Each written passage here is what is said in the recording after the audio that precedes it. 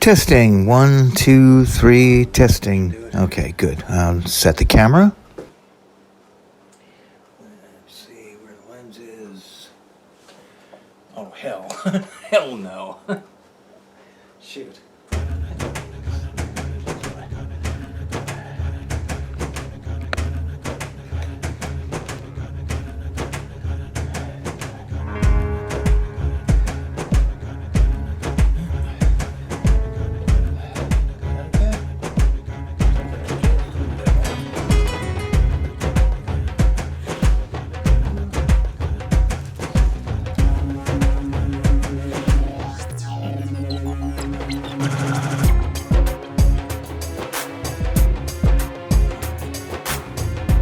Okay.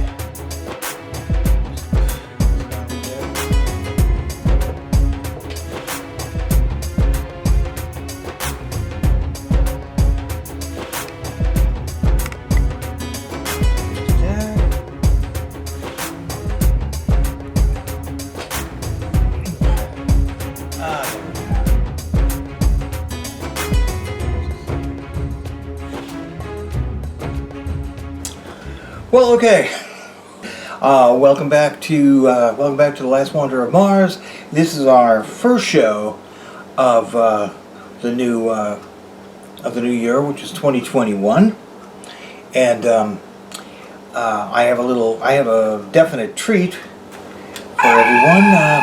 Here it comes.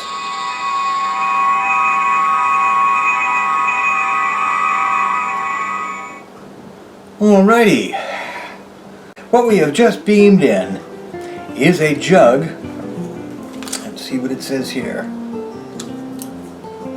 100% agave tequila. And it comes from a bar in a small town called Ensenada, Mexico, which was built around this bar called Hussong's. Actually, I didn't beam this in. This is actually a jug of Hussong's tequila. Hussong's actually distills its all. Actually, I didn't beam it in here. I just got back from a trip to Total Wine, where they had this.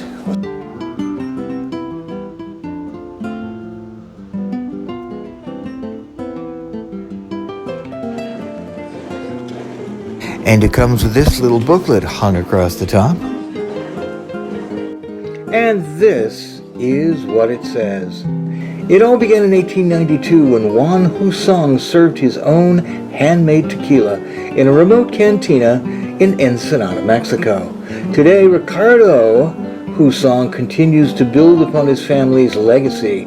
Hussong's Cantina continues to wow customers with its fine cuisine and incredible tequila cocktails. With its delicate aroma and smooth, rich taste, flavor is our top priority. Hussong's is bottled by hand into jugs and cork sealed to protect its remarkable taste.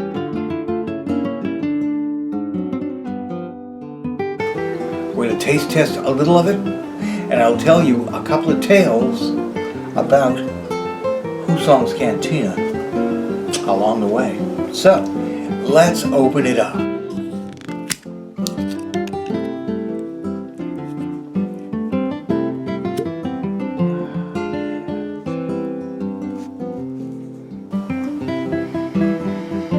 Oh, that does smell wonderful. Oh, well.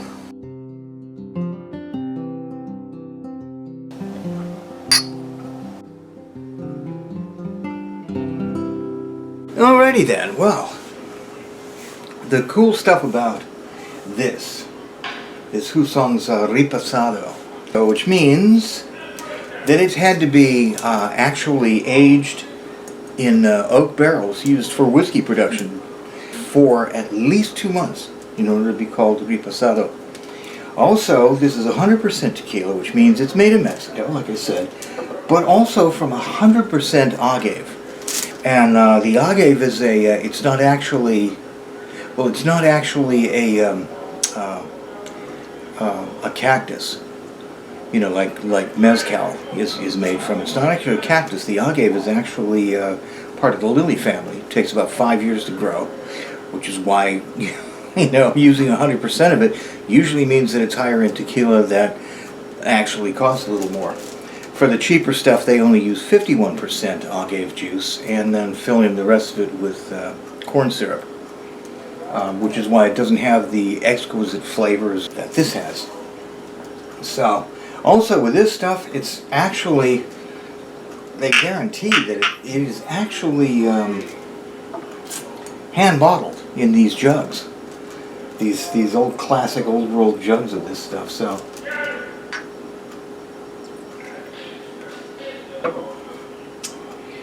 let's try a little of this.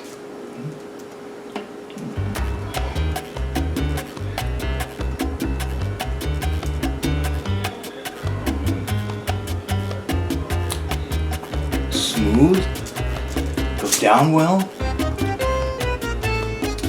Into pepper, white pepper, and just a hint of vanilla. But mostly this stuff tastes like good times.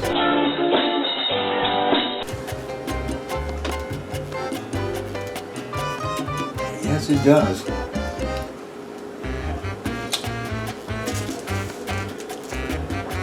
Hussong's, of course, is made in Ensenada, Mexico, and it was originally made by Juan Hussong, who opened the bar Hussong's Cantina all the way back in 1892. And as a matter of fact, the town itself grew up around the bar. Also, the thing about Hussong's Cantina is it's the first place a margarita was ever created, and Juan created it using his handmade tequila that he distilled. He made it for a woman at the time named Margarita, and so they say Hussong's Cantina was the first place a margarita showed up. Now, Hussong's is one of the most outrageous bars on either side of the border, which is probably why back in the 80s when KMET Little Bitty Heaven 94.7 KMET Tweedledee actually did one of their Finally a Friday shows at Hussong. And of course, me and my ex-wife Kathy were at that Finally a Friday. But to tell you probably the most outrageous Hussong's Cantina story I can think of, I would have to go back to the very first time I was there. And for that, we have to go back to 1981. The year Indiana Jones dominated the box office, Jesse's Girl was the #1 song, and Ronald Reagan was always president. It was also the year I met my second wife, Kathy, who took me on a trip to Mexico and introduced me to Hussong's Cantina, which is well documented since I was a reporter at the time, working at the Beach Reporter covering Manhattan Beach and Hermosa Beach in California.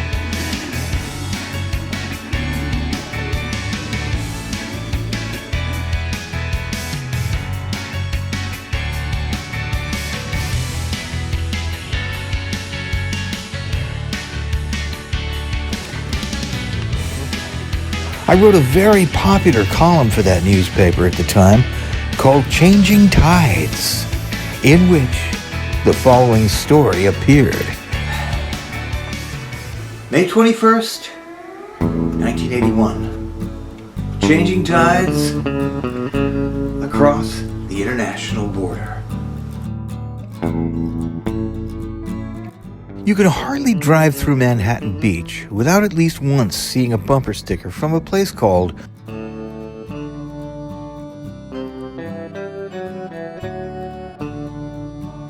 Hussong's Cantina in Ensenada, Mexico. Ensenada is a favorite getaway place, particularly for local surfers who want to try a few waves in the warm water off Baja California.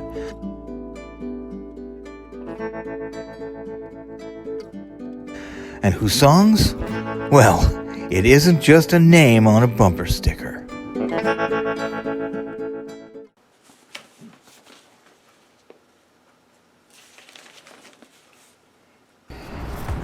We crossed the international border at just before 11 a.m., hurried through the most dismal section of Tijuana and headed out to the toll road toward Ensenada. There was almost no one on the highway other than an occasional local car or courtesy bus. And even though it was overcast, the scenery was compelling. The coastline of Baja is a blend of natural beauty and cardboard shack squalor. Still, it made the drive quick and enjoyable, and before I knew it, a plume of yellow sulfur smoke marked the city limits of Ensenada. After checking into a motel, the San Nicolas, we walked downtown along the main street of Ensenada.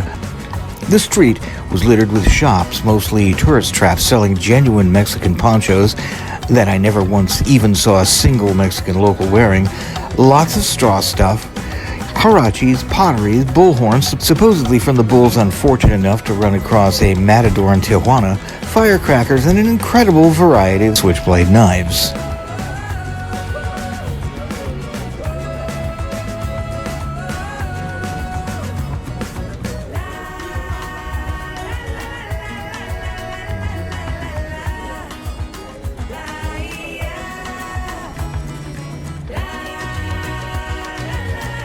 At about 2:30 Saturday afternoon, we turned down the street and Kathy pointed to what could have been almost any downtown Hermosa Beach bar. There was Hussong's Cantina, a place in a way which personified the whole town, at least from a gringo perspective. There was a guard at the door, but not one hired by the establishment. He was a genuine uniformed Mexican policia, there to regulate the crowd and call for help when needed. A yell, blending the voices of numerous people, could be heard rolling from inside. It was a cross between a rebel yell and a werewolf howl. The indifferent guard did not return our nod as we passed him, and suddenly we were inside Hussong's, 100 years in the past. My first reaction to the inside of Hussong's was one of immediate disappointment. It was nothing more than a large, deteriorated, incredibly dirty room, but the place was packed, like a can of sardines. We pushed our way to the bar and ordered margaritas. The yells began again, starting from one end of the room and growing quickly throughout the crowd. People, mostly Americans in t-shirts and some in cowboy hats, stood there, heads thrown back, screaming as if their lives depended on it. That, I learned, was the charm and the appeal that made Hussong's the almost cultish place it is. It is a very strange place centered in an even stranger land where all bets are off. You can be rude there, you can be rowdy there, you can forget all the disciplines of civilization and go absolutely crazy if you like. No one notices, not the bartenders or the aging mariachi singers or the guards or anyone. In Hussong's, whatever you do is all right. But it wasn't until that night that we got the full impact of Hussong's.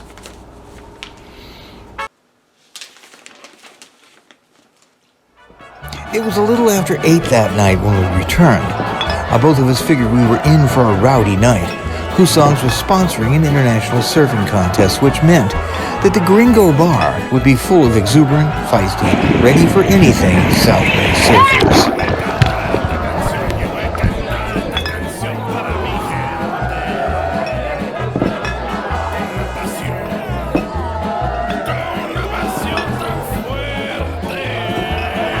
The place was more packed than I had imagined a place could be.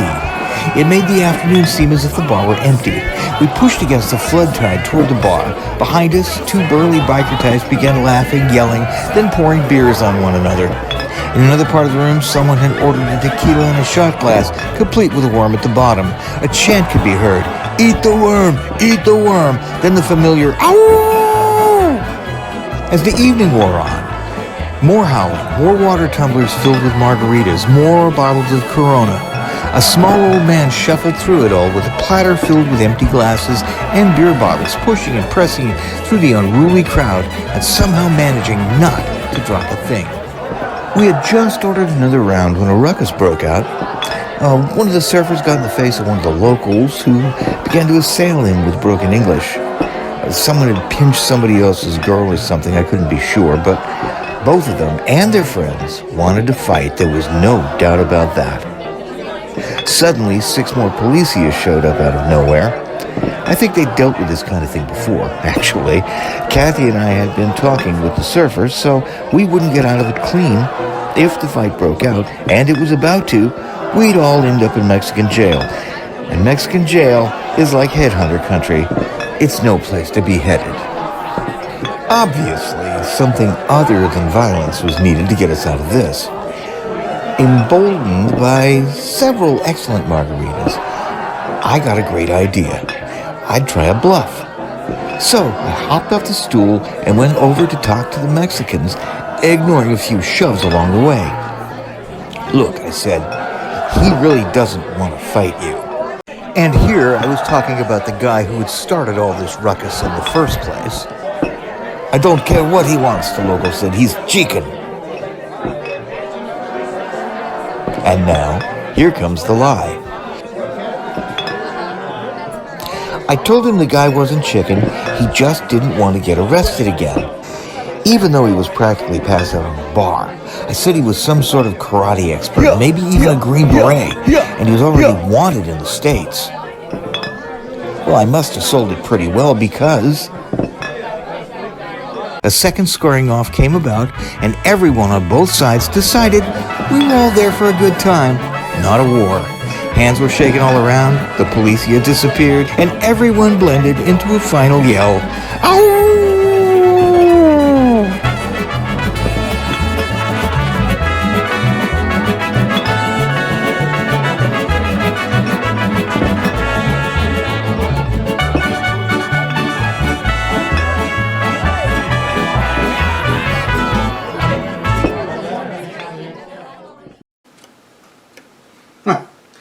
Oh man, I can't believe that story.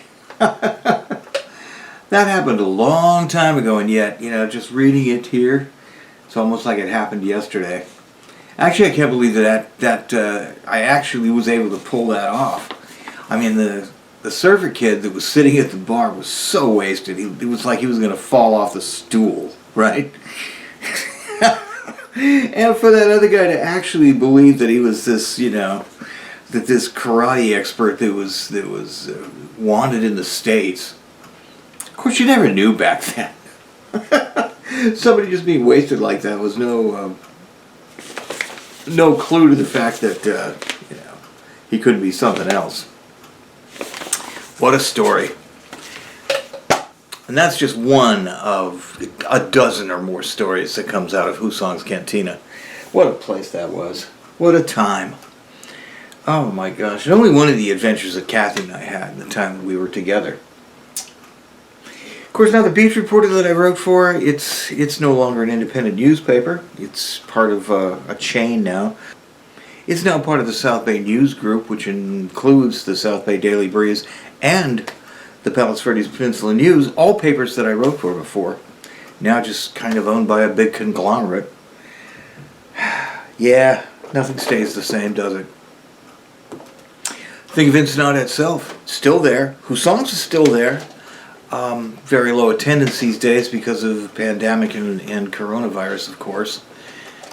I used to just go there for Coronas, not coronavirus. Oh dear.